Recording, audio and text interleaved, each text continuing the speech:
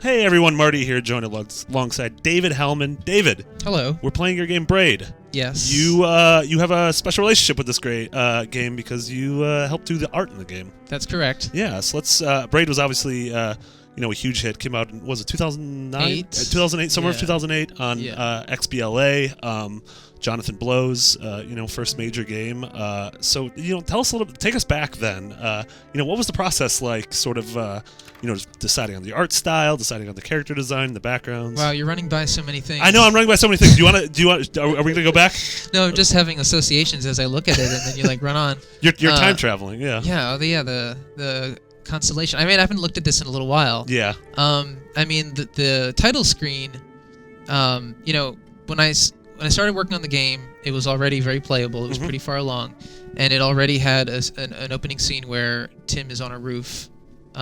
It was a roof. Yeah. With the city in the background, with kind of the stars gently flickering and glowing in the sky. And I think the bridge was kind of a way to suggest going forward, side scroller, progression to the right, and of course it gives you this great view of the city, which was supposed to be just the light moving through, just this very fluid light. Yeah. But a lot of people think it's burning. And, it starts off very ominously, honestly. Yeah. That combined with the music. I remember saying that to John, are you concerned people think it's burning? And he's like, no, it seems like that could work as an interpretation. I love that. There's some screens and footage of the game early on out there, and it didn't sort of have this, kind of illustrative painterly overlay. Was that something you got brought in, specifically to sort of put over the game? Well, it's kind of how the direction things took. I guess we did some tests early on, and I had a process of just getting kind of muddy with color sampling and mixing and stuff. And that's just how it developed. The particle effects are a big part of the look, and they came in somewhat late. Yeah. At least they matured somewhat late. This screen is obviously the most aggressive use of particles. Yeah. The whole thing is made out of particles, so they're different ones for different areas, and it was my first time experimenting with anything like that. So was this your first time working on a game? I'd done small things and experiments. I did some things in college. With but nothing of this scope. Nothing like this. Yeah, absolutely. Sort of as each world, as you progress in the game and eventually head back to World 1, each world has a very different sort of unique look and feel to it, and sort of emotion. What was the thought process going behind sort of trying to visually evoke that?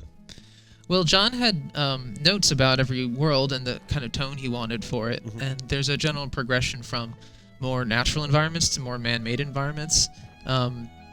This is the first level, so you want it to be kind of a gentle opening. Tim's journey is not too fraught at this point. Yeah. He's just beginning to explore his power. It's not too conflicted or problematic yet. Later, there's more a sense of, what am I getting myself into? There are repercussions for messing with the world, maybe. Yeah.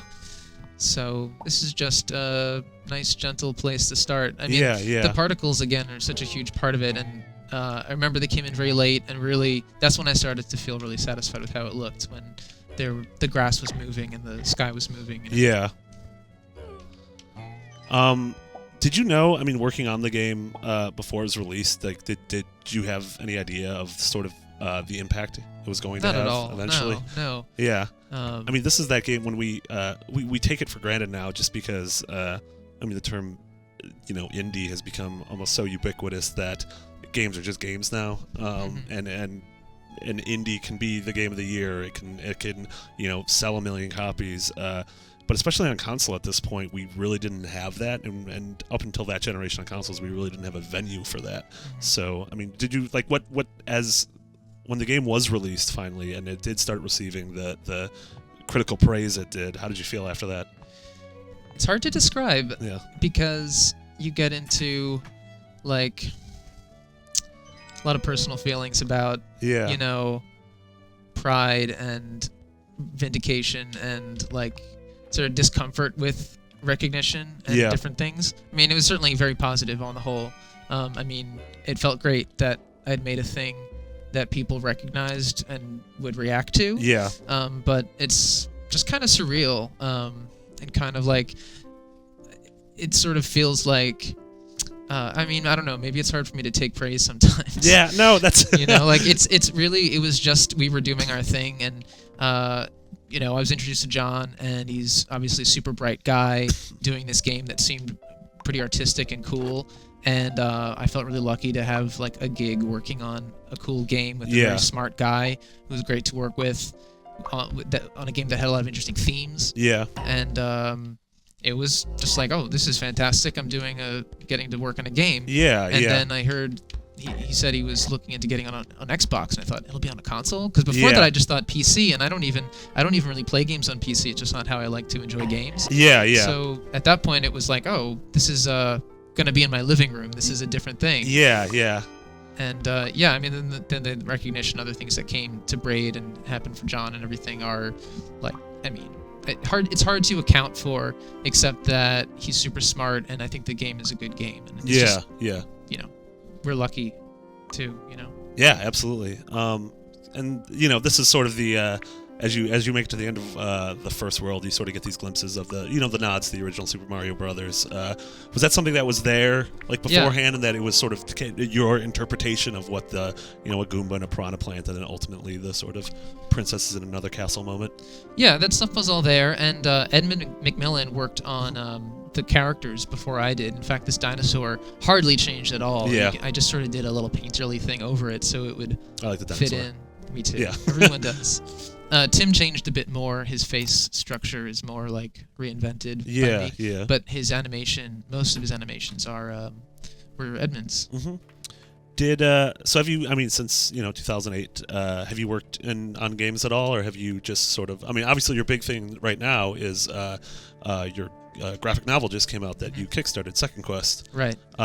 So I mean, have you worked? We'll get to Second Quest in a moment, but Sure. Did you work on games in the past 7 years? I worked on a few games, but my focus ended up being Second Quest. the Yeah, graphic novel. yeah. I'm working on stuff that's not. I mean, I'd like to talk about some things in the future. Yeah, I'd like to work in games more. Yeah, yeah. Yeah. So Second Quest, I mean, that's something that it's not a game, but it's something that is definitely inspired by games, and definitely something that gamers would really enjoy. So tell us about that. Second Quest is a collaboration with the writer Tevis Thompson, and we just recorded a podcast. That's right. With Jose and Pear. Yeah, I think either you guys guested on the NVC this week. Right. I heard you yeah. had a pretty great Zelda talk. So oh, good. That's something that people Yeah. will definitely want to keep an eye out We for. just came out of that, and it was a lot of fun. Yeah. You guys are really nice. But Second Quest is a graphic novel about a girl who lives on an island in the sky and is poking around in some ruins on the outskirts of town, and starts to discover things that suggest the histories they've been told about why they're in the sky are not true. So she's kind of like a questioning person who gets into trouble for asking dangerous questions that kind of undermine the whole basis of their society. And it does have a Zelda connection that is not necessary, but if you know Zelda, you'll pick up on this rich undercurrent of definitely. meaning there. So it's kind of a subversive, different take on Zelda. And if I can throw in the URL. Oh yeah, I have 100%. That's www.secondquestcomic.com. So, yeah, I got a chance to read through it this weekend, and it really is fantastic. I mean, it's fantastic on its own, and it also has those those really cool layers that anyone who's a fan of Zelda, and just sort of adventure stories and sort of deconstructions of that hero myth. I think people will really dig it. Thank you. Yes, I hope so. absolutely. David Hellman, thank you so much for joining me. My pleasure. Braid is one of our favorite games around here. Very excited that Second Quest is out. Everyone should check that out, and very excited for what you have in store for us in the years to come.